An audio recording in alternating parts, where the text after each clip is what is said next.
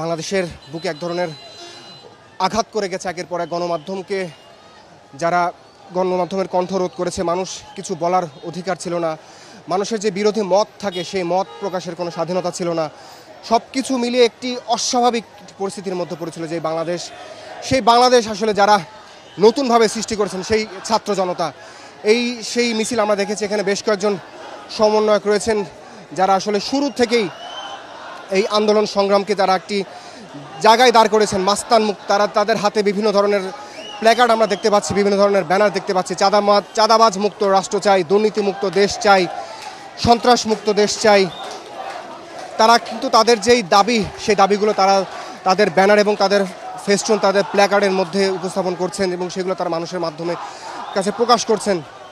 এইটা কিন্তু এই যে আজকের যে কর্মসূচি, এই কর্মসূচি কিন্তু শহীদি মার্চ, এই যেই কোটা সংস্কার আন্দোলন চেয়ে যেই সংগ্রাম করেছে তারা, এক পর্যায়ে তারা স্বাধীন বাংলাদেশ, এই স্বাধীন বাংলাদেশ কিন্তু এত অল্প সময়ে বা এত সহজেই কিন্তু হয়ে আসেনি।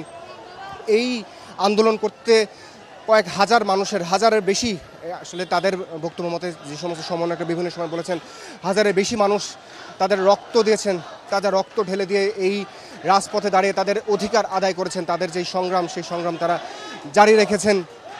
এই সংগ্রাম কিন্তু এত সহজে আসেনি। এই যেই ছোট্ট ছোট্ট মানুষের, যারা সাধারণ শিক্ষার্থী, যারা একসময় পড়াশোনা করেছে, তারা আসলে একসময় দেশের যে ক্লান্তি লগ্ন, সেই ক্লান্তি লগ্নে তারা একত্রবদ্ধ হয়েছেন, একতাবদ্ধ হয়ে তারা দেশকে একটি বিজয় এনে দিয়েছেন। সেই বিজয়ে যত মানুষ আসলে শহীদ হয়েছেন, যত মায়ের বুক খালি হয়েছে, এই সমস্ত যারা মানুষ নিহত হয়েছেন বা যারা আহত হয়ে এখন পর্যন্ত পঙ্গুত্ব বরণ করছেন। আমরা শুরুতে দেখেছি রংপুরের সেই শহীদ আসলে যে নিজের বুক চিতিয়ে দিয়ে সামনে দাঁড়িয়েছেন, পুলিশের তাজা বুলেট, যাকে আসলে যে মারা গেছেন, যে শহীদ হয়েছেন। এরপর আমরা মুগ্ধকে দেখেছি রাজধানীর উত্তরাতে, সে পানি হাতে যারা আন্দোলন সংগ্রামে ভূমিকা রেখেছিল, তাদের জন্য পানি সরবরাহ করেছেন, সেই মুগ্ধ কিন্তু গুলিতে শহীদ হয়েছেন। শুধু মুগ্ধ বা সেই রংপুরের সেই শহীদ নয়, এরকম হাজার হাজার মানুষের রক্তে এবং তারও বেশি সংখ্যক মানুষের আহত হয়েছেন, কেউ পঙ্গু হয়ে হাসপাতালে, কারোর হাত নেই, কারোর পা নেই। একটি ছবির কথা আসলে দর্শক হয়তো আপনাদের এখন চোখে পড়বে। একটি হাত হারিয়ে যেই ছেলেটি অবস্থান করছিলেন হসপিটালে, সেখানে সে বলছিলেন যে গণমাধ্যম কর্মীদেরকে দেখে বলেছিলেন, যদি প্রয়োজন হয় আমাকে বলবেন, অবশ্যই আরেকটি যে হাত আছে সেটিও দিয়ে দিব।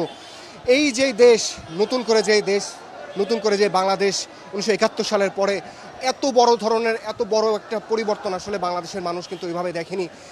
যারা এই প্রজন্মের মানুষ বা তারা যারা আরও বয়োবৃদ্ধ বা যাদের বয়স 40 বা 50 বছর, যারা বাংলাদেশের মুক্তিযুদ্ধ দেখেনি, তারা কিন্তু এই যে নতুন দ্বিতীয় প্রজন্মের মুক্তিযুদ্ধ, সেই মুক্তিযুদ্ধ কিন্তু তারা প্রত্যক্ষ করেছেন। একটা জগদ্দল পাথরের মতো একটি বসে থাকা একটি সরকার ব্যবস্থাকে তারা আসলে পরিবর্তন করে দিয়েছেন।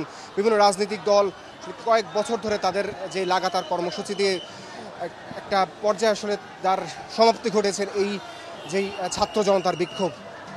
সেই বিক্ষোভেই আসলে যারা মারা গেছেন, যারা শহীদ হয়েছেন, যারা আহত হয়েছেন, তাদের স্মরণে এই শহীদি মার্চ, যেটি বৈষম্য বিরোধী ছাত্র আন্দোলন করে আসছে।